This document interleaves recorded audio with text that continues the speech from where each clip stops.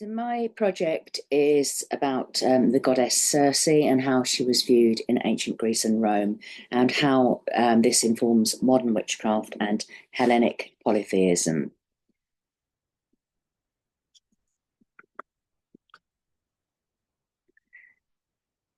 The structure of my project will be methodology, the introduction followed by the methodology, which will be largely a literature review, but I'm also considering carrying out a survey examining modern views of Circe. Then there'll be an overview of Circe's story, and then a literature review of ancient Greek literature on Circe, then ancient Roman literature, um, and then a literature review of magic in ancient Greece and Rome.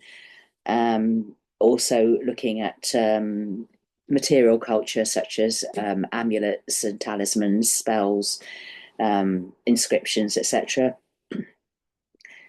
And a literature review of modern literature and secondary sources. And then I'll look at some themes.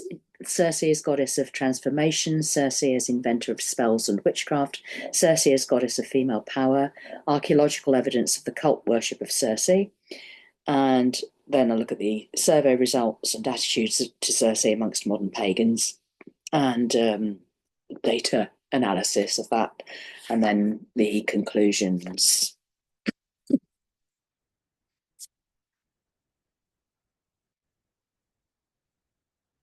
So, why is this topic important? Well, I found that there's a gap in modern pagan traditions between those who follow magical traditions, such as Wicca and other forms of traditional witchcraft, and those who follow Reconstructionist or revivalist pagan religions, with the latter often pouring scorn upon the former as being New Age or too eclectic or made up. Many revivalists and reconstructionists, particularly in the Hellenic tradition, shun magical work altogether, believing it to be in some way against the gods. There is, however, evidence that magic and witchcraft were practiced in the ancient Greek and classical worlds, with examples of curse tablets, pharmakoi or healing spells, and magical papyri being preserved from ancient times. Goddesses such as Hecate and Circe, particularly, were connected with witchcraft and magic.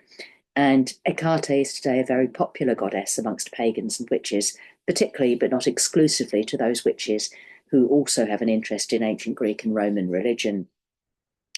In recent years, there's been a number of books published on the goddess Hecate, as well as lots of groups in honour of Hecate, such as the Covenant of Hecate and Hecate's Crossroads, etc. And there are many pagans now who self-identify as Hecatean witches. But Circe remains far less studied, less well-known, and less honoured amongst pagans, despite being described in ancient literature as a witch goddess. She seems to be a lot more popular in art, and there's multiple images of her, particularly in pre-Raphaelite art, such as this image of Circe offering the cup to Ulysses by Waterhouse. And then you've got a couple more images here from pre-Raphaelite art, again from Waterhouse, Burne-Jones, and Wright Barker, all images of Circe as a sorceress.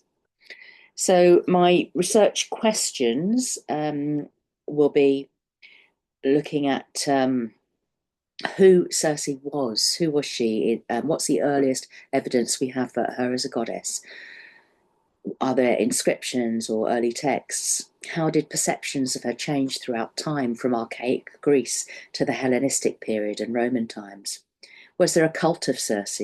Were there any temples to Circe? And if so, where? Are there any surviving prayers to Circe? And if she was worshipped, what sort of people worshipped Circe? Was she a goddess of witches? What evidence is there for witchcraft in ancient Greece? Were there witches, or is witch the wrong word? How were witches or practitioners of magic viewed?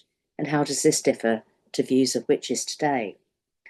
So my source data and information will be archaeological finds, primary source texts, secondary sources such as journal articles, scholarly studies and modern literature, including novels and books on modern witchcraft, and interpretations of the primary texts as well. So, an overview of Circe in myth. Circe is one of the most mysterious figures in Greek mythology. She's often seen as just a minor goddess, but she's also quite a powerful goddess. She shows a complex mix of femininity, power, and change. She's first seen in Homer's Odyssey. She's shown as a strong enchantress living on the island of Aiaia. There, she uses her magic to turn Odysseus's men into pigs. This transformation highlights her control over both the natural and supernatural worlds, reflecting society's fears about female independence and power.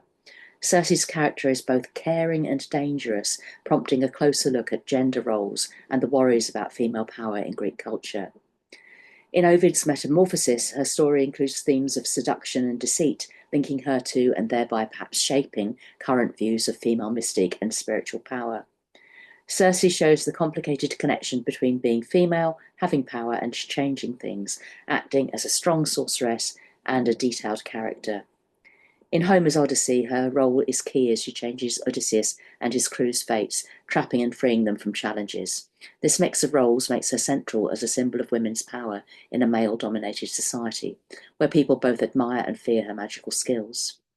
Also, how her character is adapted in later writings, especially in the neoclassical period, shows how society's views on female power have changed over time.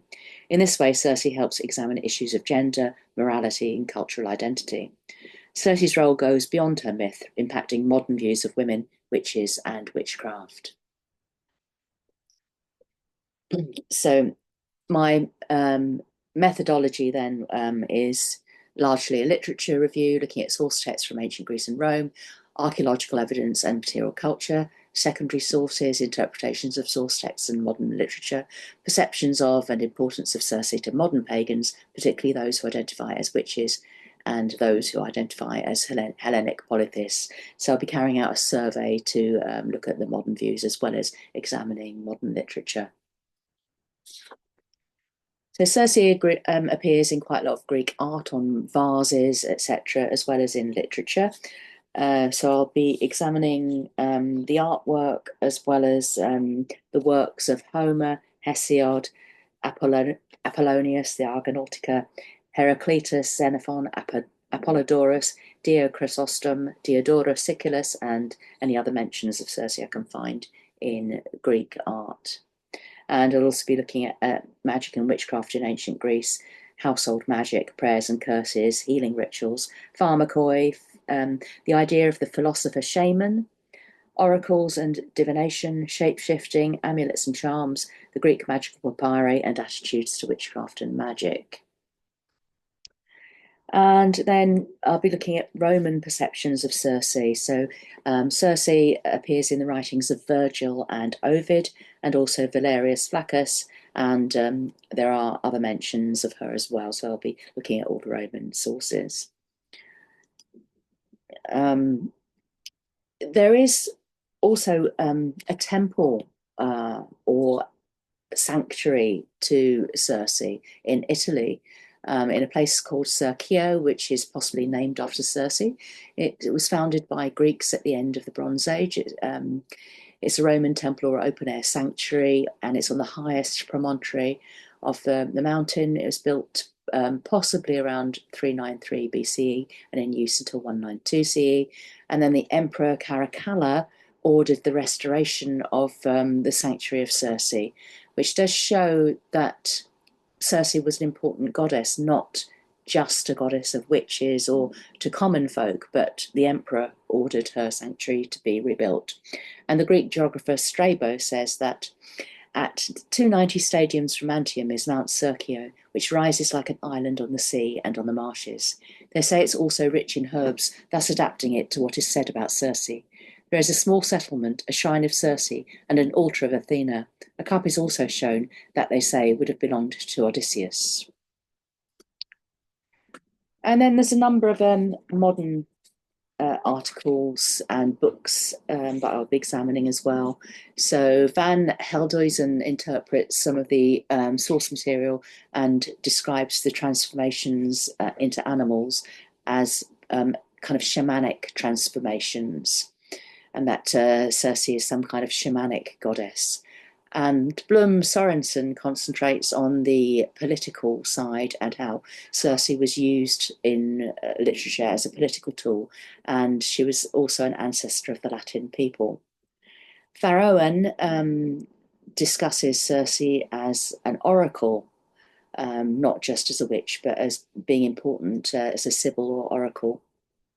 And then in modern paganism, there's various books on Hecate and witchcraft. And Cindy Brannan has written quite a lot about Hecate and witchcraft.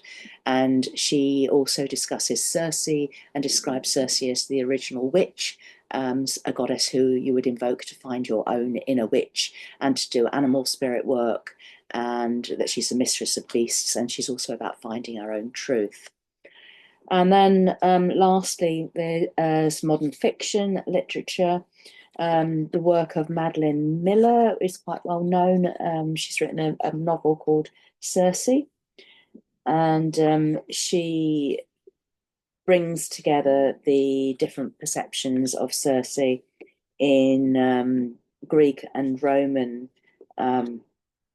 literature, and creates a story about her where she kind of fleshes out the character and makes her into a kind of minor goddess who doesn't really have any powers of her own until she discovers witchcraft, and then that becomes her power as a goddess. So that's the end of my presentation.